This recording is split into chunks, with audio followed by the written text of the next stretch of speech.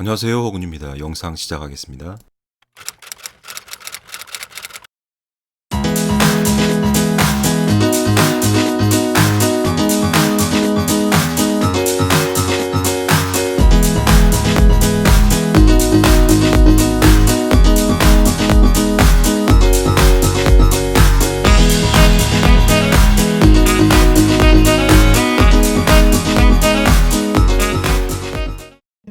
안녕하세요. 오늘은 소니의 GV-1, 소니의 새로운 컴팩트 디지털 컴팩트 카메라 모델을 살펴보도록 하겠습니다. 두 번째 시간으로 디지털 카메라의 특장점, 조리개와 오토포커스 성능을 볼게요.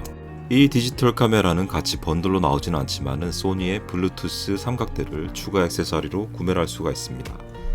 저는 가지고 있던 삼각대가 있기 때문에 별도의 소니의 삼각대를 사용하지 않고 4분의 1인치 나사가 있는 아랫면에 저렇게 카메라 밑부분에 4분의 1인치 나사가 있어가지고 저 나사 부분에다가 고정을 시켜놓고 촬영을 하게 되면은 아주 안정적인 각도가 나오고요. 저 카메라 자체가 나사를 꽂아가지고 삼각대를 받쳐놓게 되면은 그 고정된 상태를 인식해가지고 아이콘이 뜨게 될 정도로 삼각대를 선호하는 카메라가 되겠습니다. 그럼 조작부를 상세하게 살펴보도록 할게요.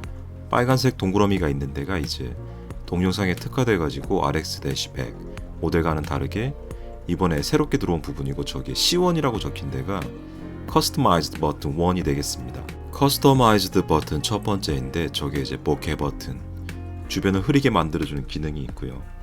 저 스위블 액정은 수평으로 저렇게 한번 돌려가지고 셀카를 찍을 때 앞쪽을 바라보게 만들 수도 있고, 지금 저렇게 확대된 부분의 위쪽에는 마이크 칩셋 3개가 들어간 숨에 상당히 신경을 쓴 마이크 기능이 되겠습니다. 일정 시간이 지나면은 카메라 렌즈가 꺼지게 되고 버튼을 다시 누르면은 다시 렌즈가 나오는 모습이 되겠습니다. 스위블 액정은 소니에서 처음 적용한 모델이기 때문에 반응이 상당히 좋고 유튜브를 촬영하시는 분들에게 인기가 많은 것 같습니다. 저렇게 액정을 닫게 되면은 자동으로 전원 꺼져서 렌즈가 들어가게 되고요. 다시 한번 전원을 켜면은 저렇게 렌즈가 다시 나오게 됩니다. 렌즈는 11배 줌까지 지원이 되고 초점 거리는 9.4에서 25.7, 그리고 35mm 포맷으로 환산했을 때 24mm에서 70mm까지가 되는데, 이미지 센서가 1인치 이미지 센서인데 풀프레임이 아니라서 저런 환사값을 사용하는 것 같습니다. 줌으로 움직일 때는 저렇게 사진 촬영 모드에서는 줌이 빨리빨리 움직이게 되고, 또 영상을 촬영할 때는 아주 줌이 천천히 움직여가지고 동영상에서는 줌을 할 때 스무스하게 줌인이 되는 그런 모습을 보여주고 있습니다. 고정되는 삼각대 부분은 저렇게 견고하게 붙을 수가 있고요. 제가 산 맨프로로 픽시 모델의 삼각대인데 저 모델은 정말 제가 구매를 잘한 것 같습니다. 언제 어디서나 만능으로 사용하기에 정말 좋은 것 같고요. 컴팩트한 카메라는 컴팩트한 삼각대를 사용해주는 게 좋고요. 다이나믹하게 촬영을 움직이고 각도를 정하는 것이 정말 좋은 모습인 것 같습니다. 고무로 손잡이가 마감되어 있어가지고 절대 미끄러질 일이 없고 습기가 차더라도 견착감이 아주 우수할 것 같습니다. 앞쪽뿐만 아니라 뒷부분에도 저렇게 엄지손가락을 갖다 댈 수 있게 고무가 합쳐진 부분이 플라스틱으로 붙어져 있습니다. 딱딱한 부분인데 마찰력이 생기게 할 수 있도록 잘 나와 있고요. 플라스틱 표면이 잘 보이는데요. 자세히 보시면은 가공이 샌딩으로 되어 있습니다.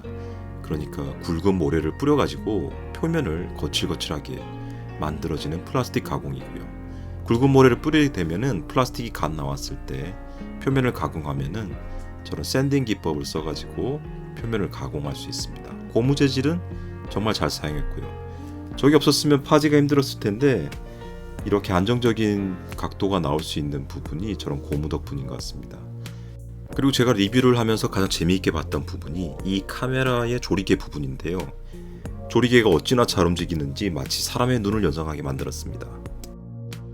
이렇게 줌인 줌아웃을 할 때 저렇게 정밀하게 카메라가 조리개를 움직이고 적절한 빛에 따라 가지고 저렇게 움직이는 줄 정말 몰랐었습니다. 이게 소니의 기술이고 캐논, 니콘도 마찬가지겠지만은 카메라에서 조리개의 역할이 정말 중요한 것 같고요. 저렇게 실시간으로 그늘이 지면은 또 조리개가 확 넓어져 가지고 빛을 많이 담고, 이 사람의 거의 홍채 인식하고 똑같은 원리였던 것 같습니다. 보통 기계들을 발명할 때 주변에 있는 동물들이나 사물 그리고 사람들의 인체의 특징을 많이 연구를 하고 반영을 하는데, 역시 카메라는 사람의 눈을 많이 따라하고 동물의 눈을 많이 반영한 것 같습니다. 제가 정말 몰랐던 부분은 실시간으로 아무 조작도 없는데도 조리개 값이 자동으로 왔다 갔다 하는 줄은 정말 제가 몰랐었던 것 같습니다. 제가 저렇게 그늘을 만들어주게 되면은 저렇게 넓게 조리개가 커져가지고 마치 사람의 극장 들어갔을 때 처음에는 깜깜하다가 잘 보이게 되잖아요. 근데 사람보다 훨씬 더 빠르게 조리개 값을 왔다 갔다 움직이면서 빛의 양을 조정하는 것 같습니다. 그래서 어떤 분들 리뷰를 보게 되면 ND 필터가 내장되어 있기 때문에 야외에 갔을 때 눈부심이 적어지고 화질이 좋다, 이런 식으로 설명도 있었습니다. 저는 ND 값도 물론 도움이 되겠지만은 저는 정밀하게 빛에 따라 가지고 조리개가 움직이는 저런 모습들 때문에 야외에서 밝은 빛에서 더 화질이 좋지 않나, 품질이 좋지 않나, 그런 생각이 들었던 것 같습니다. 저 속에 조각이 몇 개나 들어가 있는지 모르겠는데요. 어떻게 저렇게 정밀하게 움직일 수가 있는지, 이 기계공학적으로도 메커니즘을 한번 파악해 볼 필요가 있을 것 같고요. 저 안에 여러 가지 조각들이 모여가지고 모터가 실시간으로 움직이고, 저렇게 쉴 새 없이 상황에 맞춰가지고 녹화를 하든 녹화를 하지 않든 조리개가 저렇게 움직이고 있는 모습이기 때문에 아마도 배터리가 충분히 있어야 되고 카메라가 가만히 있어도 가만히 있는 게 아니다, 그걸 이번에 깨달은 것 같습니다. 저렇게 정밀하게 움직일 수 있는 게 계속 CPU에서는 이미지 센싱을 받아가지고 그 정보를 가지고 처리해야 되고, 그 처리하는 정보를 가지고 저렇게 조리개에 피드백을 줘가지고 움직이게 만들어주는 것 같습니다. 저기는 남대문에서 남산을 바라본 모습인데요. 남대문에서 남산을 바라봤을 때 이 줌인 기능이 얼마나 잘 되는지 살펴보려고 하고 있습니다. 지금은 이제 사진 모드로 되어 있으니까 저렇게 렌즈가 빨리빨리 움직이습니다. 어차피 연결이 되지 않기 때문에 11배 줌으로 당겨지는 모습이 빨리빨리 되고 정말 가까이 있는 모습을 볼 수가 있습니다. 이제 동영상으로 바꾸게 되면은 아까와는 다르게 줌인 줌아웃이 정말 천천히 부드럽게, 빠르게 움직이지 않고 천천히 부드럽게 움직여가지고 동영상을 시청하시는 분들이 이질감이 없게 맞춰주는 모습입니다.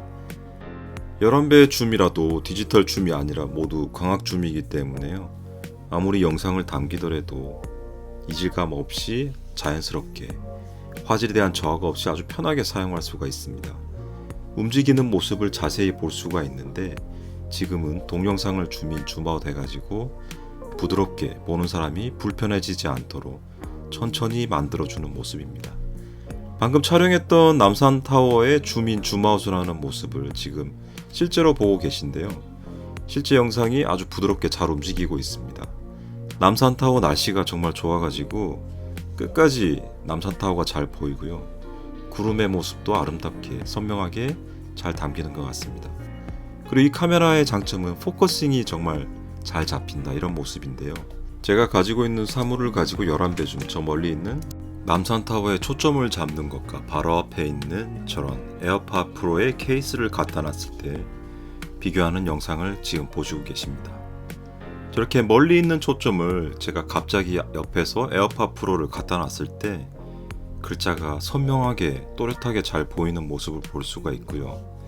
하나하나 잘 읽을 수가 있는 글씨가 되었는데도 다시 멀리 남산타워를 비추게 되면은 실시간으로 남산타워에 있는 초점과 가까이 있는 초점이 교차돼가지고 아무리 못해도 500m는 떨어져 있을 것 같은데 멀리 있는 초점과 가까이 있는 초점이 잘 잡히는 모습을 아주 자연스럽게 보여주고 있습니다.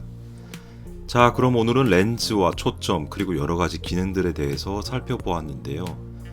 오늘 영상이 도움이 되셨으면 구독 꼭 부탁드리고요. 다음에는 실제 기능들을 어떻게 각 버튼을 설정하는 방법하고 롱프레임으로 한번 실생활의 장면을 찍어보서 올리도록 하겠습니다. 그럼 오늘도 좋은 하루 되시고요. 다음에 또 더 유익한 영상으로, 좋은 영상으로 찾아뵐게요. 안녕히 계세요.